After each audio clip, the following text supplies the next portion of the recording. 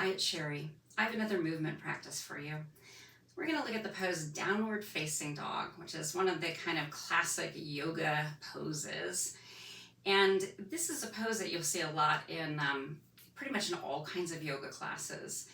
However, this is a pose that in its traditional, right, its most common form, it is done feet and hands on the ground, right? Hips are lifted, we're pushing the ground away, and we have the head reaching down a little towards the earth.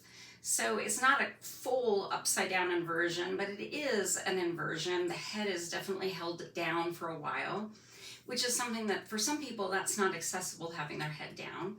It's also a pose where if the back of the legs are really tight, or there's some weakness in the legs or the hips, or a weakness in the shoulders, arms, hands, wrists, it can feel like a really challenging pose to do in the more common format, which is why you see me seated in a chair. I'm going to show you a couple of seated variations. One of them, the first one, really looks at the arm movement and the kind of the powerful pushing away that happens in the arms. So we're going to emulate that first. Right? I'm bringing the hands in, and I'm seated to the very front of the chair, so you might scoot forward a little bit if it doesn't feel too wobbly. I got my feet firmly on the ground. I'm going to squeeze my elbows in and down and lift my chest a little bit.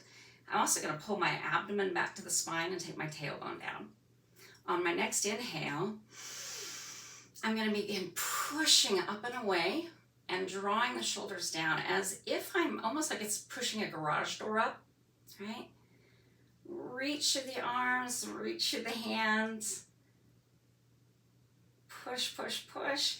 Draw the abdomen back to the spine.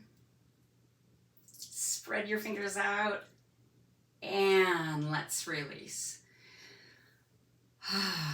So nice, long, it's the energy in the arms moving. We're going to now do the other one, which I feel like it's a little more across the low back and the waist. So with this one, right, take your feet a little bit wider. They can kind of line up with your chair. I'm not quite at the edge of my yoga mat, but close to. And then I'm going to bring abdomen to spine to support my back while I come forward into kind of a forward fold. Right? I'm burning one arm down, then the other arm down. Once the hands are down, I'm going to find a way to clasp them or push them together that feels comfortable. I think that one does it today, a hand around a fist. And then what I'm going to do with those arms are push down on them and draw my chest forward. I'm going to take the abdomen to the spine again and start pushing in my feet, pushing my tailbone back to my seat. Gaze tips down towards the floor. We're not tucking the chin, but we are keeping the neck long rather than looking up or hanging the head. Right? Feet are really active, legs are really active. I'm pushing back into the chair, pushing down with the arms. Trying to see if we can get a little opening across the lower back. I'm going to quick turn in profile so you can see this one, how it looks in profile, right? I'm scooted forward. I come down one arm, then the other, hands interlaced. You can see I've got a little curve in my back. I'm going to push into my feet. There goes the tailbone back.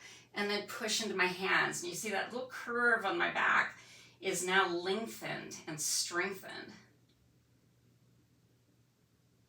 When we're ready to come up out of this, we lean forward to one forearm, get a hand down, and push ourselves up. Right? So 2 seated options for downward facing dog. We're now going to do 2 more options using our friend the chair. Right? So these are done from standing. And I'm going to take my chair all the way up to the top of my mat. Right? Hands can reach down towards the back of the chair. Because it's a little bit ways, I'm going to bend my knees, drop my hips down, put my hands down flat and stretch out my fingers, right? Just like a downward dog. Then I'm going to start stepping back, right, a little bit at a time. I'm stopping with the feet under the hips, and I might keep a little bend in my knees, especially if there's tightness in the back of the legs. I'm going to lift the abdomen up to the spine and use that to lengthen my tailbone back. I'm going to push my hands down onto the top of the chair seat, draw the top of my head forward. If it feels like there's space for the back of the legs to lengthen, you can go ahead and lengthen them.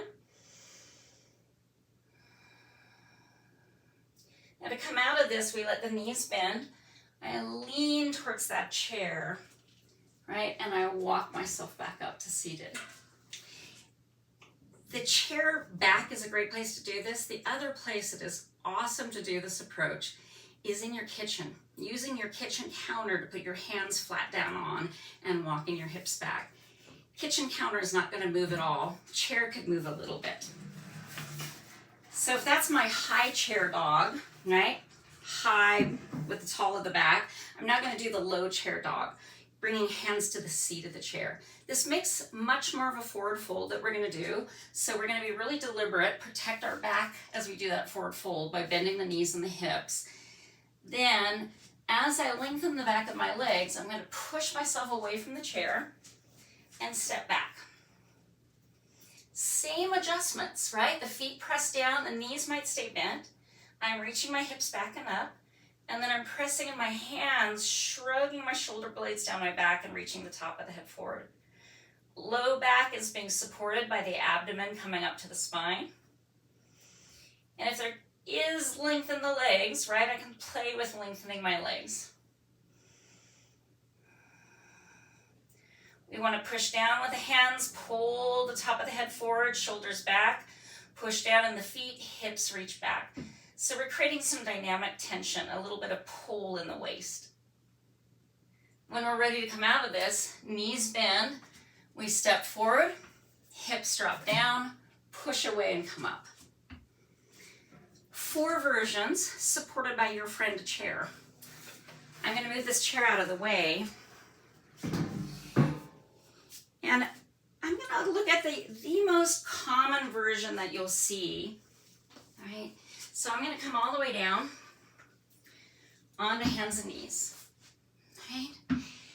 Now, usually what you'll find in yoga classes is that you'll be told to do this. Come to hands and knees, and my knees are under my hips, my hands are under my shoulders. I'm going to shrug my shoulders down the back, right? The problem with this is it's really narrow. If I go to a down dog from here, right, it's really narrow. I can do it, but I've been doing down dogs for over 20 years. Right? What works best for most everybody, including me, is to move the hands about a hand's distance forward. So you have your own hand down, and then you move it forward again, right? By the way, you see me using these, right? These are yoga grips. Instead of having a flat hand down, this allows me to have a grip down and has a big padded spot for my hand. Props like these, if you have issues with your shoulders, hands, wrists, like I'm recovering from a wrist injury, they make this much more accessible by changing from the pressure of that flat hand down and all that extension and compression that happens in the front of the wrist. All right, so toes curl under, right? You can see I've got a sway back here, so I'm going to lift the abdomen up already. Breathe in, and I'm going to go up with the exhale. I push the floor away and I bring the elbows a little closer, shrug the shoulders down the back, and I'm letting my head not quite hang, but just a little reach out of the top of my head. If this is tight in the back of the legs, once more, I'm going to bend the feet, bend the knees. I don't have to have the heels down.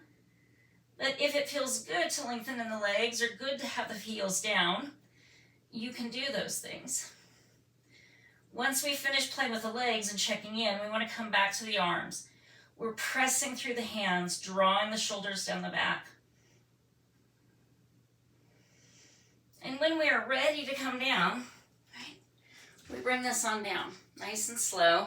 And then often people might like a child's pose, a melting heart pose. You might just come down onto your abdomen and rock your hips and windshield wiper the legs. Any of those soothing postures that you can choose after the strength of doing downward facing dog and the inversion, especially if you're down here on the floor doing that more classic common version of from the hands and the feet. I hope this exploration of downward facing dog is helpful to you. I thank you for your practice.